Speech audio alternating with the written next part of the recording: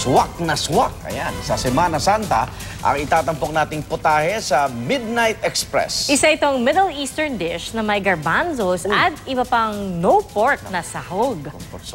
Pang Semana Santa talaga. Narito na si Micael Daes.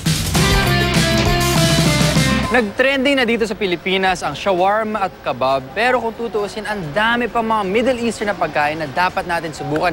Isa na dyan, ang falafel. Tara, tikman natin.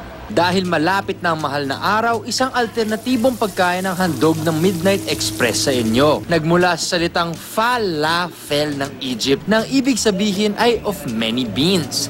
Sinasabi sa bansang Egypt, kinakain ito ng Copts o native Christians bilang pamalit sa karne tuwing Lenten season.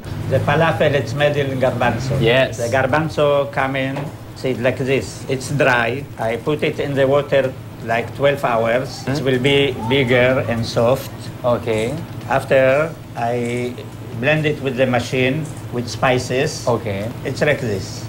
Okay. You put it into a bowl and you fry it.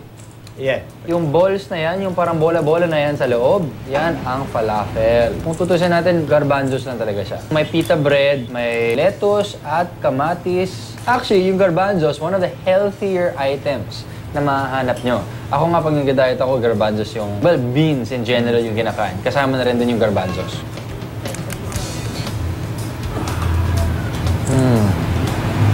Sobrang simple niya, sobrang sarap lang ng paggagawa. Yung sesame sauce, bagay na bagay, may konting tamis pa yung pita bread. At ang lambot pa niya, kaya siguro masarap. Oh, akalain nyo, ang garbanzos na nahanap natin sa pochero at halo-halo, pwede pala natin gawing bola-bola. Ako po si Micael Daes. This is Midnight Express. Hi, guys.